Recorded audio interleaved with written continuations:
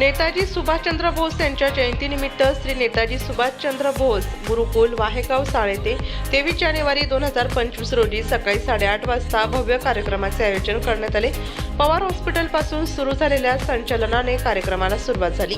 कार्यक्रमात नेताजींच्या साहसपूर्ण जीवनकार्याचा गौरव करण्यात आला।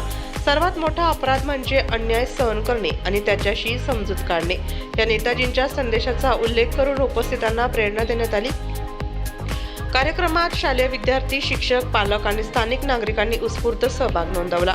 मान्यवरांच्या उपस्थितीत नेताजींच्या विचारावर चर्चा करण्यात आली आणि त्यांच्या त्यागाला वंदन करण्यात आले।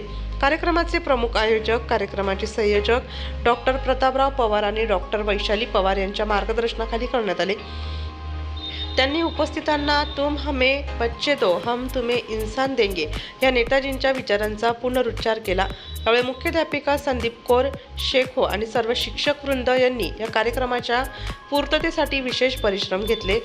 शंतनू पाटील, वेदिका होळकर, फरीदा काजी, डुबरेताई, अनिल वाघ, अरविंद देसाई, बाले जाधव, डॉक्टर श्रीकांत आवारे, दत्ता पाटील, लासलगाव डॉक्टर असोसिएशनचे सर्व सभासद, शिवाजी शिंदे तसेच लासलगाव पत्रकार सभासद या कार्यक्रमाला उपस्थित होते।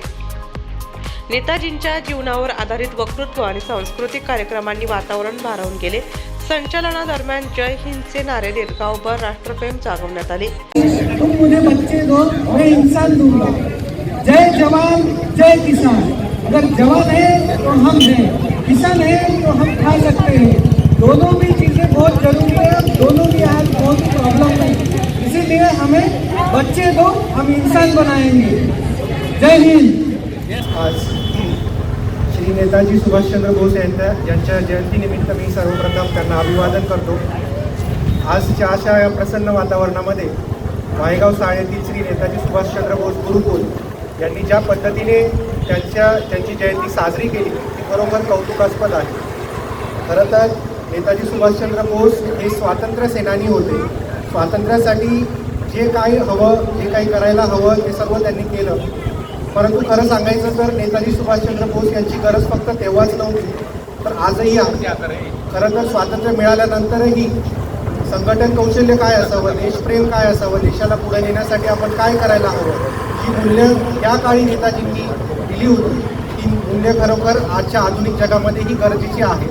आणि असं ओळखूनच पवार कुटुंबियांनी जे हे गुरुकुल सुरू केलं आणि त्यांचे सगळे मूल्य या नवीन पिढीमध्ये कसे उतरतील आणि पिढी देशप्रेमी कशी बनेल यासाठी त्यांचे जे प्रयत्न आहे ते खरोखर कौतुकास्पद आहे।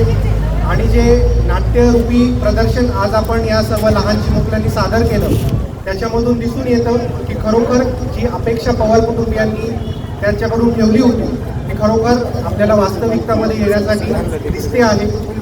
याच्या पुढेही त्यांच्या या कामासाठी मी खूप खूप शुभेच्छा देतो आणि पुन्हा एकदा आजच्या या जयंतीनिमित्त सर्वांना खूप खूप शुभेच्छा देतो। धन्यवाद।